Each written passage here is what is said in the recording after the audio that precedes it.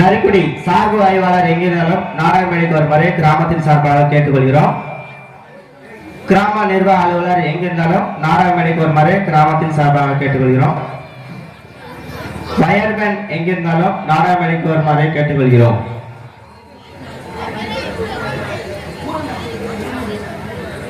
ஸ்ரீ மந்தையம்மன் கோவிலுக்கு நன்கொடை வழங்கியவர்கள் ஒட்டவளம் காளிமுத்து ரூபாய் 201, கோரைக்குளம் மாரியப்பன் மகன் மருது 501, சிட்டவண்ணாங்குளம் நாகராஜன் மகன் பாஸ்கரன் ராஜேஷ் 201, குறையரை வாசித்தான் சுரேஷ்குமார் சூரியபிரபா ரூபாய் 501, மறையூர் வி ராஜேந்திரன் ரூபாய் 201, கோரைக்குளம் ஆர்எம் மணிக்காலை 501, திருச்சி கண்ணனூர் சின்னத்துறை பாண்டிச்செல்வி ரூபாய் 201, நத்தவளம் மகேந்திர பாண்டி மகன் கோணேஷ் பாண்டி ரூபாய் 201, இடையாத்தூர் தர்மராஜ் மல்லிகா முனியசாமி ரூபாய் 1001, கோரைக்குளம் சுப்பு காந்தி ரூபாய் 301.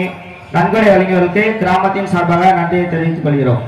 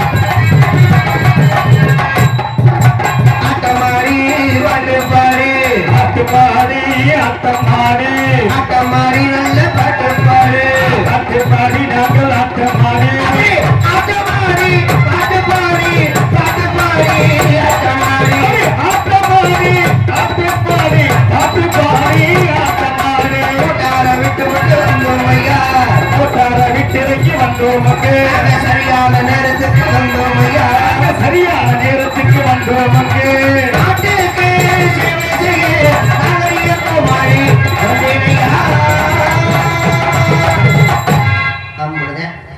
அன்பு சார்ந்த பெரியோர்களே, கைமீது அபிமானம் கொண்டு அமர்ந்திருக்கக்கூடிய கலாரசிக பெருமக்களே, எனதருமை தாய்மார்களே மற்றும் இந்த விழாவிற்கு வருகை தந்து பாதுகாப்பினை வழங்கிக் கொண்டிருக்கும் மதிப்புக்கும் மரியாதைக்குரிய காவல்துறை சார்பு ஆய்வாளர் அன்பு ஐயா அவர்களுக்கும் மற்றும் இந்த நாடகத்திற்கு மிக சிறப்பான முறையில் தெளிவாக ஒளி அமைத்துக் கொண்டிருக்கும் எங்களது கார்த்திக் ரேடியோஸ் மெயின் பஜார் நல்லவரை உரிமையாளர் பி முனியாண்டி அவர்களுக்கும் மற்றும் இந்த நாடகத்தை உலக நாடு முழுக்க கொண்டு செலுத்த வேண்டும் என்று இங்கு சிறந்த முறையில் வீடியோ எடுத்துக் கொண்டிருக்கும் எங்களது பாசமிகு அன்பு மாமா சமய கருப்பு யூடியூப் சேனல் அன்பு உள்ளவர்களுக்கும் வெளிநாடு வாழும் நண்பர்களுக்கும் எங்களது நாடக கலை குடும்பத்தின் சார்பாகவும் நாடகத்தின் அமைப்பாளர் நமது முதலிகுளம் புலியகுளத்தைச் சேர்ந்த ஜி.கே. சுந்தரன் ஹார்மோனிய கலைஞர் அன்பு அப்பா அவர்கள் மற்றும் சத்ய ஹரிச்சந்திரன் நாடகத்தில் ராஜபாட்டாக பவனி வந்து கொண்டிருக்கும் அன்பு அப்பா புலியகுளத்தைச் சேர்ந்த சாமி தேவர் அவர்கள் சார்பாகவும் இருக்கரைவற்றின் போது வருக வருக அன்போடு வரவேற்கிறோம்.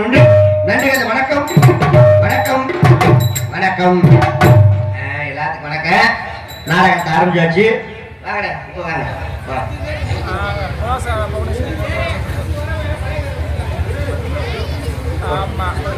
இங்க ஹார்மோனி வாசிக்கும் எங்களது மாந்தோப்பை சேர்ந்த மதிப்புக்கும் மரியாதைக்குரிய அன்பு மாமா எஸ்பி செந்தில் வேல் முருகன் அவர்களுக்கு நமது கிராமத்தின் சார்பாக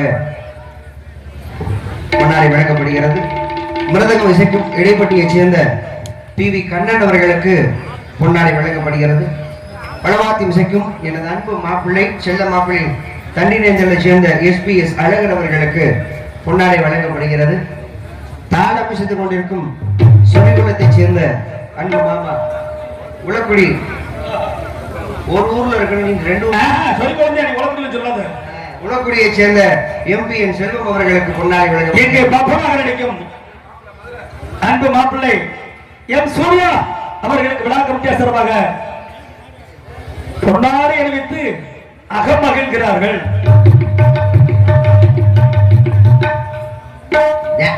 பெட்டி வாசிக்கிற மாமே செந்தில் முருகன் வாத்தியார் ஸ்தானத்துக்கு வந்துட்டார்.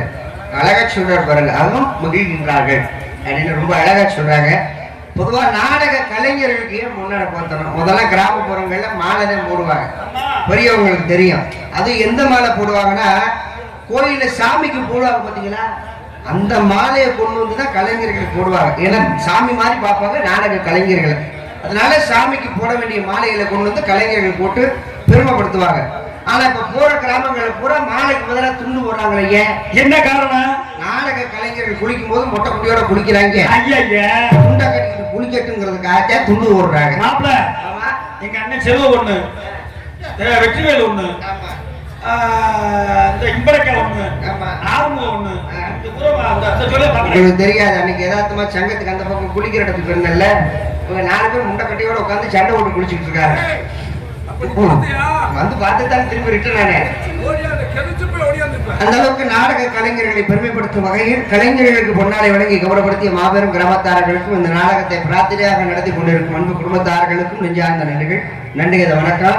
ஏன்னா சபை நாகரிகம் அப்படின்னு சொல்லுவாங்க. இங்கே நாடகத்தை நடத்தி கொண்டிருக்கும் அன்பு குடும்பத்தார்கள் மேடையில எப்படி கலைஞர்களை பெருமையா பேசணும், எப்படி கலைஞர்கள் துண்டு போடணும் அப்படின்னு வரமுறை தெரிஞ்சு நமது நல்லத்தறி கிராமத்தார்கள் நாடக கலைஞர்களை ரொம்ப அழகா பெருமைப்படுத்திக்கிட்டு இருக்காங்க. சில ஊர்ல நாடக கலைஞர்களை ரொம்ப பெருமையா பேசுவாங்க. இந்த மேடை பேச்சாளர்கள் சொல்லுவாங்க, இந்த மேடையில பேசும்போது கலைஞர்களை ரொம்ப பெருமைப்படுத்தி பேசுவாங்க. இவ்வரக மேடைகளை வருகை தந்திருக்கக்கூடிய ஆர்மனை கலையரசு மதிப்புக்கும் மரியாதைக்குரிய மாந்தோப்பை சேர்ந்த எஸ்.பி. செந்தில் வேல் முருகன் அவர்களுக்கு நமது கிராமத்தின் சார்பாக முன்னாடி வழங்கப்படுகிறது. ரொம்ப அழகா பெருமையா பேசி முன்னாடி போத்துவாங்க. இப்ப கலைஞருக்கு ரொம்ப பெருமையா இருக்கும். பரவாயில்லையா, ரொம்ப பெருமையா பேசுறாங்க அப்படின்னு சந்தோஷமா இருக்கும். சில ஊர்ல பேச மாட்டாங்க, வெளியில 1000 பேசுவாங்க. வெளியில 1000 பேசுவாங்க. மேடையில் ஏறி பேசி சொல்லுங்க, ஐயா என்ன மைக்க பிடிச்சி பேசி பழக்கம் இல்லைன்னு, நீங்க பேரை மட்டும் சொல்லுங்க, நாங்க துண்டை மட்டும் போட்டு போயிடுறோம் அப்படின்னு சொல்லி எங்களை பேரை சொல்லிவிட்டு அவங்க துண்டை போட்டு போயிடுவாங்க. இது ஒரு வகையான மரியாதை. சில பேர் மேடையில சம்பந்தம் இல்லாம பேசுவாங்க தெரியுமா? எப்படி? இந்த நாடகத்துறையில நான் சின்ன வயசுல இருந்து இருக்கேன், உங்களுக்கு எல்லாம் தெரியும். சரி, லோகிதாசன் போட்ட காலத்துல இருந்து இந்த நாடகத்துறையில நான் இருக்கேன். எந்த ஊர்லயாவது துண்டு போத்தும் பொழுது எனக்கு துண்டு போத்தாதீங்க நான் சொல்லியிருக்கேனா? சொல்ல மாட்டேன். ஏன்னா அந்த சபை நாகரிகம் கிடையாது. ஆனா 2 வாரத்துக்கு முன்னாடி ஒரு ஐயா எனக்கு துண்டு போத்தினார். சரி, துண்டு போத்தாதீங்கன்னு சொல்லி அவர் கால விழுந்து அழுது இருக்கேன். என்ன மாப்பிள்ள அந்த அளவுக்கு ரொம்ப பெருமையா சொன்னார் மாமா.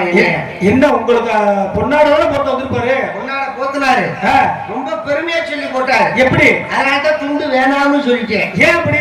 எப்படி பெருமையா சொன்னா தெரியுமா? எப்படி? இந்த மேடைக்கு நகைச்சுவை கழகம் பாசமே அன்பு தம்பி புதுகை மாநகரை சேர்ந்த கே.ஆர். இளையராஜ் அவர்களை நான் தான் அழைத்து வந்தேன் இதே மேடைக்கு. அப்புறம் என் கையா துண்டு ஓட்டேன். பாவம், அடுத்த வருடம் அவர் இறந்து விட்டார். நகைச்சுவை திலகம் பாசமிக அன்பு தம்பி ரவிகாந்த் அவர்களை இந்த மேடைக்கு நான் தான் அழைத்து வந்தேன். சரி, என் கையால் துண்டு ஓட்டி பாவம் பெருமை தானே. அவரும் அடுத்த வருடம் இறந்து பெரிய பெரிய ஆளுகளை சொல்றாங்கன்னு உனக்கு பெருமை இறந்திருக்கான். அடுத்தவர் என்ன தெரியுமா சொன்னாரு? நீண்ட இடைவெளிக்கு பிறகு அன்பு தம்பி சூர்யா அவர்களை நான் தான் அழைத்து வந்தேன்னு சொன்னார்ல. சரி, கொசுக்கும் காலில் விழுந்துட்டேன். அப்பா எனக்கு துண்டு போத்தாதப்பா, நீங்க போய் பாச கயிறு வச்சு சுத்துற மாதிரி துண்டை வச்சு சுத்திக்கிட்டு இருக்க. இருக்கிற ஆளுக்கு பூரா துண்டை ஓட்டு நீ தான் கொண்டிருக்க. இந்த வருஷம் உனக்கு நான் ஜிக்கி இருக்கேன், எனக்கு துண்டு போத்தாதேன்னு சொல்லி காலில் விழுந்து அழுதுருக்கேன். அந்த ஐயா இப்ப நம்ம ஊருக்கு வந்திருக்கதா கேள்விப்பட்டேன். பாத்துக்கோங்க, சொரிக்கணும் செல்வத்துக்கு போறோம்மா பாத்துக்க. அதனால அன்பு கிராமத்தார்களுக்கு மனமார்ந்த நன்றி. மறுபடியும் நமது நல்லதுரை இந்த மேடைக்கு வருவதற்கு வாய்ப்பினை வழங்கிய அன்பு விழா குழுவினர்களுக்கும் இந்த நாடகத்தை பிரார்த்தனையாக நடத்தி கொண்டிருக்கும் அன்பு குடும்பத்தார்களுக்கும் கிராம பொதுமக்களுக்கும் நெஞ்சார்ந்த நன்றிகள். நன்றிகதை வணக்கம். நல்லபடியா உட்கார்ந்து நாடகத்தை ரசிங்க.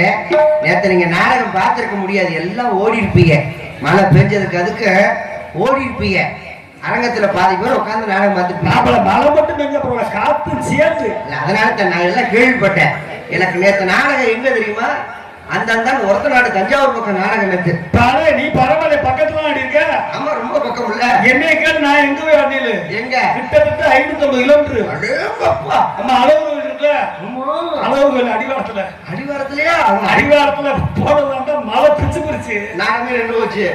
நடத்திட்டிய நம்ம போன நடத்தாம வருவோமா? அந்த மாதிரி நேற்று ஒருத்த நாடு பக்கம் நாடகம். இங்க என்னென்ன நடக்குதுங்கிறது பூரா நம்மளுக்கு தகவல் வந்துகிட்டே இருக்கு. நான் கேட்டுட்டுதான் இருக்கேன், என்ன பகுந்த மழையா நாடகம் பாக்குறாங்க, என்ன விவரம்னு. அந்த கலைஞர்கள் கூட சொன்னாங்க, மழை சரியான மழை, பாதி பேர் போயிட்டாங்க, பாதி பேர் உட்காந்து நாடகத்தை பாக்குறாங்க அப்படின்னு சொல்லி சொன்னாங்க. இன்னைக்கு தைரியமா உட்காந்து பாருங்க. என்ன காரணம்னா, இன்னைக்கு மழை வராது. சாமி சத்தியமா சொல்றேன், மழை வராது. ஏன்னா நான் வந்திருக்கேன்ல, மழை மசத்துல வரும். அதனால மழை வராது. சும்மா தைரியமா உட்காந்து நாடகத்தை பாருங்க. ஏன்னா இன்னைக்கு நடக்கக்கூடிய நாடகம் ஹரிச்சந்திரா நாடகம். நேற்று நடந்தது புராணம். இது ஹரிச்சந்திரனுடைய வாழ்க்கை வரலாறு. இது நடந்த சம்பவம். ஹரிச்சந்திரா அப்படிங்கிறது காசி மயானத்துல இப்ப கூட போனா கூட நம்ம பார்க்கலாம். ஹரிச்சந்திரன் காவல் காத்த அந்த சுடுகோள் அது இன்னும் பாதுகாத்து வச்சிருக்காங்களா காசியில. அப்ப இது நடந்த ஒரு உண்மையான சம்பவம், அதை யாராலும் மாற்ற இயலாது. அப்பேற்பட்ட ஹரிச்சந்திரனுடைய வாழ்க்கை வரலாறை பற்றி ஒரு 3வது பகுதி. ஏன்னா ஹரிச்சந்திரன் நாடகத்துல 7 பகுதி உண்டு. அந்த காலத்துல 7 ராத்திரி நடத்திருந்தாங்க. அப்புறம் கொஞ்சம் காலப்போக்கில் 3 ராத்திரி நடத்தினாங்க. ஹரிச்சந்திர பானஸ்ரீ காண்டம், ஹரிச்சந்திரா பிரிவு காண்டம், ஹரிச்சந்திர மயன காண்டம் அப்படின்னு சொல்லி 3 பிரிவா பிரிச்சாங்க. இப்ப இன்னைக்கு இரவு நம்ம ஊர்ல நடக்கக்கூடிய நாடகம் ஹரிச்சந்திரா மயன காண்டம் அப்படின்னு சொல்லக்கூடிய ஒரு நாடகம். இந்த நாடகத்துல பங்கேற்கக்கூடிய கலைஞர்களை அந்த கதைகள் ரூபமாக பார்த்து நாடகத்தை பாருங்க. அப்படி பார்த்தாத்தான் நாடகம் நல்லா இருக்கும். இப்ப சமய கருப்பு வந்திருக்காரு அப்படின்னா நம்ம யாரும் ஹரிச்சந்திரனை பார்த்தது கிடையாது. ஹரிச்சந்திரன் இப்படிதான் இருப்பாரா அப்படிங்கிறது ஒரு கற்பனை. ஆனா அந்த ஹரிச்சந்திரன் எப்படி வாழ்ந்தார், எப்படி இந்த மக்களுக்காக எவ்வளவு நல்லது செஞ்சார் அப்படிங்கிற விஷயத்த இன்னைக்கு சமய கருப்பு அன்பு மாமா அவர்கள் ஹரிச்சந்திரனாக வருகை தந்து உங்களை மகிழ்விக்க காத்துக் கொண்டிருக்கின்றார். அதே மாதிரி அன்பு சகோதரி மேகலா அவர்கள் இன்னைக்கு சந்திரமதியா நடிக்க போறாங்க. அப்ப சந்திரமதியை நம்ம பார்த்தது கிடையாது. அப்ப சந்திரமதி மாதிரி உங்கள் கண்ணுக்கு சந்திரமதி இப்படிலாம் கஷ்டப்பட்டாங்களா அப்படிங்கிற விஷயத்த எடுத்து காட்ட போறாங்க. அதனால இந்த நாடகத்தை நாடகமாக பார்த்தாட்டா நாடகம் நல்லா இருக்கும். சினிமா பார்க்கிற கண்ணோட்டத்துல நீங்க நாடகத்தை பார்த்தீங்கன்னா நாடகம் நல்லா இருக்காது. இப்ப சினிமா என்பது வேற, நாடகம் என்பது வேற. சினிமாவில் செய்யற மாதிரிலாம் நாங்க நாடகத்துல செய்ய முடியாது. ஏன்னா கதை அழிஞ்சிடும். ஆனா கதையின் சாராம்சம் என்னவோ அந்த கதைக்குள்ளதான் நாங்க செய்ய முடியும். இதை நாங்க உருவாக்குற கதையா? எங்களது நாடக தந்தை அன்பு ஐயா ஸ்ரீ சங்கரதாஸ் சுவாமி இயற்றிய கதை. அப்ப இந்த கதையை நம்ம அழிக்காம இந்த கதையை எவ்வளவுக்கு காப்பாற்ற முடியுமோ காப்பாற்றி கொண்டு செலுத்தணும். இந்த கதைக்குள்ள என்னென்ன செய்ய முடியுமோ அதை செஞ்சு உங்களை நாங்க சந்தோஷப்படுத்துவோம். இப்ப சினிமாவில் செய்யற மாதிரி நாங்க செய்ய முடியாதுன்னா ஒண்ணும் கிடையாது. உதாரணத்துக்கு ஒன்று சொல்றேன். ஒரு பெரிய ஹீரோ, சினிமாவில் நடிக்கக்கூடிய ஒரு பெரிய ஹீரோ, சம்பளம் ஒரு 200 கோடி 250 கோடி 300 கோடி சம்பளம் வாங்கக்கூடிய ஒரு பெரிய ஹீரோ. அவர் ஷூட்டிங் பாட்டுக்கு வராடுவீங்க, அவருக்கு வரவேற்பு எந்த அளவுக்கு இருக்கு தெரியுமா? ரொம்ப காஸ்ட்லியான கார்ல தான் வருவார்.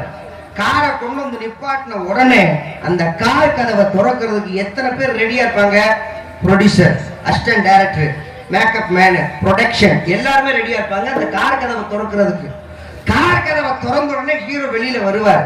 வந்த உடனே ரொம்ப ஸ்டைலா டைரக்டர் சார் நான் கூப்பிடுறேன் சார், உடனே சார் டைரக்டர் சார் ஹீரோ உங்களை கூப்பிடுறாரு. உடனே director sir, sir good morning. Good morning. எனக்கு என்ன ஷாட் எடுக்கிறீங்க சார்? இன்னைக்கு வந்து ஃபைட் சீன் சார். ஓ ஃபைட் சீனா? எங்க லொக்கேஷன்? அந்த அங்கே தண்ணி தொட்டி இருக்குல்ல? ஆமாம் சார். அங்கேருந்து நீங்கள் கீழே குதிச்சு 20 பேர்த்த நீங்கள் அடிக்கணும். ஓ, அங்கேருந்து நான் கீழே குதிச்சு 20 பேர்த்த நான் அடிக்கணுமா சார்? நீங்கள் பயப்படாதீங்க, மேலே கேமராவில் வந்து உங்கள் முகத்தை ஜூம் பண்ணி காமிச்சிடுவோம். கீழே விழுகிறது வந்து டூப்பு, வேற ஆள் வந்து விழுவாங்க. கீழே வந்து காமிச்சு உங்கள் முகத்தை காமிச்சிடுவோம் சார். ஓகே, அப்போ இன்னைக்கு வந்து ஃபைட் சீன். ஆமாம் சார். ஒன்றும் இல்லை, நேற்று 5 ஸ்டார் ஹோட்டலில் ஒரு பெரிய பார்ட்டி, ட்ரிங்க்ஸ் அதிகமாக சாப்பிட்டேன், தலை ரொம்ப வழியாக இருக்குது. இன்னைக்கு ஒரு நாள் ஷூட்டிங்கை மாற்றி வச்சுருங்க, கேன்சல் பண்ணிடுங்க. இன்னைக்கு ஒரு நாள் நான் 5 ஸ்டார் ஹோட்டலில் கொஞ்சம் ரெஸ்ட் எடுத்துக்கிறேன். ஓகேவா? ஷூட்டிங்கை மாற்றி வச்சுருக்கேன். Shooting cancel. கிளம்பி போக்கிட்டே இருப்பாரு ஹீரோ, எதுவும் பேச முடியாது. இதில் தலையில் துண்டு ஓடுறது யார் தெரியுமா? ப்ரொடியூசர் தான் தலையில் துண்டை ஓட்டு உட்காரணும். எதிர்த்து பேசணும்னா நாளைக்கு ஷூட்டிங் பாட்டுக்கு அவர் வரமாட்டார், அதனால எதிர்த்து பேச முடியாது. ஷூட்டிங் கேன்சல் ஆயிடும். அதே மாதிரி மதுரையிலேருந்து நான் வந்துட்டு சோத்தெல்லாம் தின்னுவிட்டு மேக்கப்பை போட்டுட்டு வெளியே வந்து கூட்டம் நல்லா தேவை, சூப்பர் கூட்டம். Mic set A1 mic set நல்லா இருக்கு. நேற்று என் வீட்டு பக்கத்தில் ஒரு சின்ன டெத்து, லோக்கல் சரக்கு நிறைய நான் சாப்பிட்டேன், வாமிட் வர மாதிரி இருக்கு, தலையில ஒரு மாதிரியே கிருன்னு இருக்கு. அதனால நாடகத்தை நாளைக்கு மாற்றி வச்சுக்கலாம், நாடகம் கேன்சல் அப்படின்னு சொல்லி நான் கிளம்புனேன்னு வைங்களேன். இந்த பப்புக்காரை பிடிச்சி மரத்துல கட்டி வைடா, அது செருப்புட்டி அடி, செருப்புட்டே போடுவாங்க. லோக்கல் சரக்கு சாப்பிட்டாலும் முண்டைக்கு வயிறு வலிக்குதா, வாமிட்டு வருதா, ஒழுங்கா நடிச்சு கொடுத்துருப்போம், செருப்பு பிடிச்சி வைக்கும்பாங்க. அதுதான் நாடகக்காரவங்களுக்கு சினிமாக்காரவங்களுக்கு ஒரு வித்தியாசம். பௌத்த வலிச்சாலும் நாங்க வந்து நடிக்கணும், தலை வலிச்சாலும் நாங்க வந்து தான் நடிக்கணும். இதை மாற்ற முடியாது. அப்ப வரலன்னு இங்க காலையில் சொல்லிடுவாங்க, எப்ப இந்த ஊருக்கு அவர் வரலப்பா, அந்த ஊருக்கு அவரை போட்டாதீங்க அப்படின்னு சொல்லிடுவாங்க. அப்ப நாங்க தான் வந்து நடிச்சாதான் உங்க மனசுல இடம் பிடிக்க முடியும். அதனால வந்திருக்கக்கூடிய கலைஞர்களுக்கு நல்லபடியா ஆக்கமும் ஊக்கமும் அளித்து நாடகத்தை நல்லா ரசிங்க, நல்ல சோறா கை தட்டுங்க.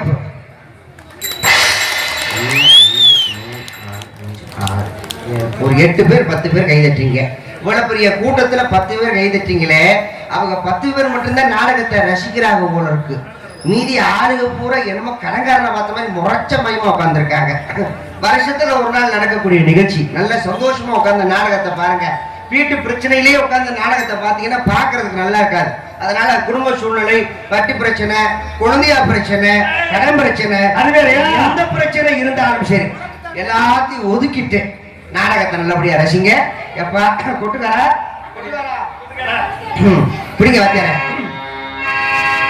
அமைதியாக நாடகத்தை பார்க்க வேணுங்க, உங்க ஆதரவு எங்களுக்கு கொடுக்க வேணுங்க, நாடகத்தை பார்க்க வேணுங்க, ஆதரவு எங்களுக்கு கொடுக்க வேணுங்க, அமைதியாக நாடகத்தை பார்க்க வேணுங்க, உங்க ஆதரவு எங்களுக்கு கொடுக்க வேணுங்க. தயவு செஞ்சு நாடகத்தை கெடுக்க வேணாங்க, எந்த செஞ்சு நாடகத்தை கெடுக்க வேணாங்க, தயவு செஞ்சு நாடகத்தை கெடுக்க வேணாங்க. உங்கள் வீடுகளை உலகத்திலே யாரும் இல்லைங்க, அமைதியாக நாடகத்தை பார்க்க வேணுங்க, உங்க ஆதரவு எங்களுக்கு கொடுக்க வேணுங்க.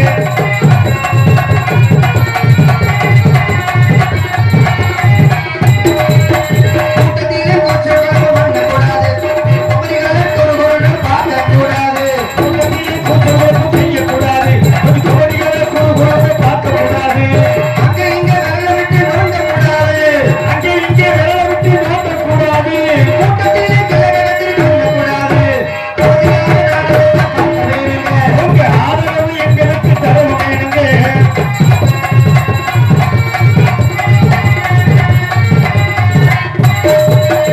அம்மா தாயே, ஒரு ரூபா 2 ரூபா போடுங்க. நான் என்ன பிச்சை எடுக்க வந்திருக்கேன்?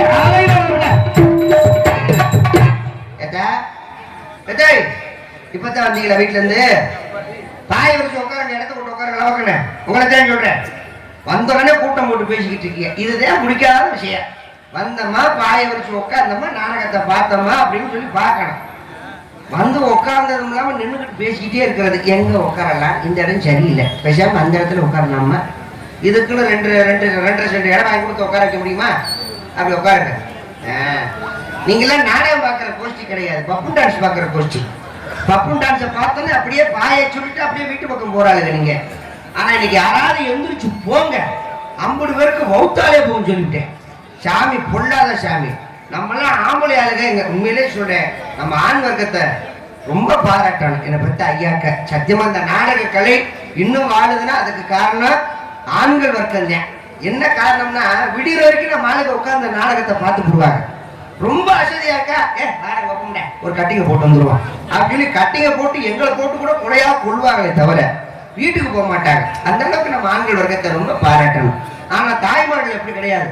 8 8:30 பாயை வச்சு இடம் போட்டு உட்காந்துறது, என்னமோ விடிகிற வரைக்கும் உட்காந்து நாடகத்தை பார்க்க போற மாதிரி. 8:30 மணி அப்படி உட்காந்து 10 மணிக்கு சுதியை போட்டானே லவக்கன் படுத்துற கால் பூரா எந்திரிச்சு உட்காரம் டிங்குன்னு உட்காந்துட்டு பப்பன் டான்ஸ் வரைக்கும் பாக்குங்க, வாட்டி பப்பனை பாருடி அப்படின்னு சிரிச்சு பார்ப்பாங்க. இந்த பப்பன் டான்ஸ் முடிஞ்ச உடனே பாயை சொல்லிட்டு ஒத்தாலும் எந்திரிச்சு போனாலும் பரவாயில்ல, பக்கத்துல ஒரு 10 பேரை சேர்த்துக்கிறது. நாடி வீட்டுக்கு போவோம், அந்த ஆத்த வரமாட்டேன்னு சொல்லணும், இருடி பார்த்துட்டு போவோம் நாடகத்தை, இந்த பப்புன்கார பையன் நல்லா பாருங்க. ஆமா பப்புன்கார வேற மசித்த புடுங்குறேன் அப்படி அந்த நேரத்தை அப்படி பேசி இப்படி கிளம்பிடுறது. என்ன பெத்த ஆத்தா நல்லா இருப்பீங்க. இன்னைக்கு நாடகம் ஹரிச்சந்திர நாடகம். இந்த நாடகத்தை யார் யார் முழிச்சிருந்து பாக்குறாங்களோ அவங்க குடும்பங்களை சுபகாரியம் நடக்கும், செய்த பாவங்கள் தொலைஞ்சு போகும்.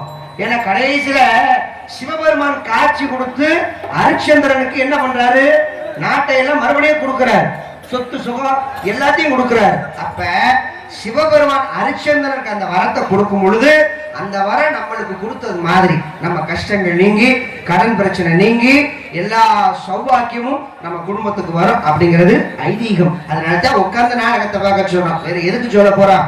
அம்மா தாய புண்ணியவதியே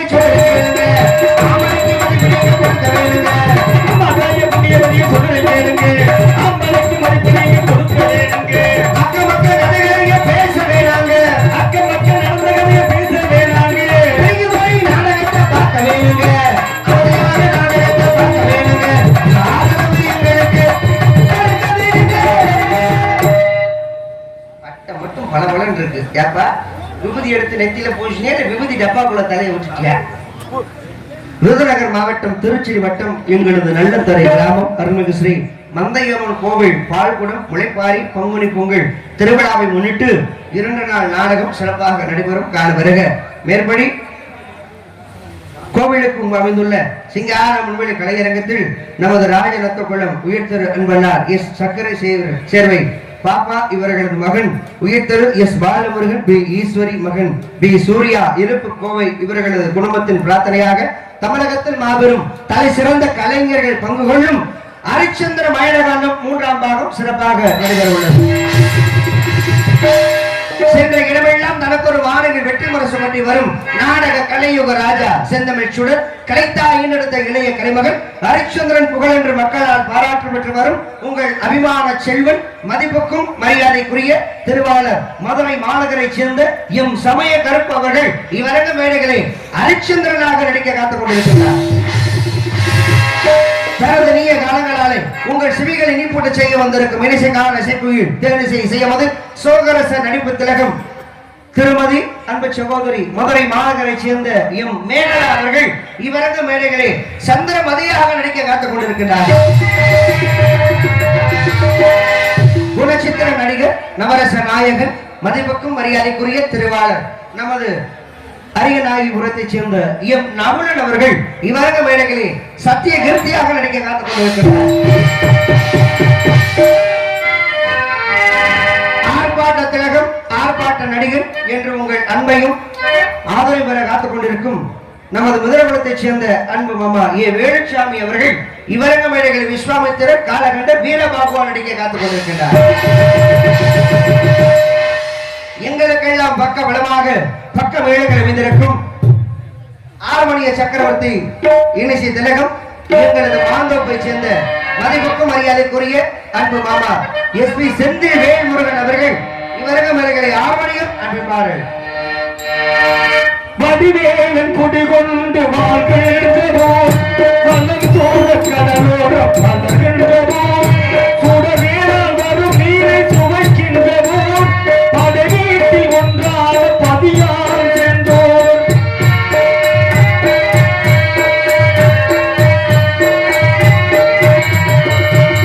வடிவேலன் குடிகொண்டு வாழ்கின்றவோ வல்லம் தோழ கடலோர பலகின்றவோ சுடவேரால் வரும் நீரை சுவைக்கின்ற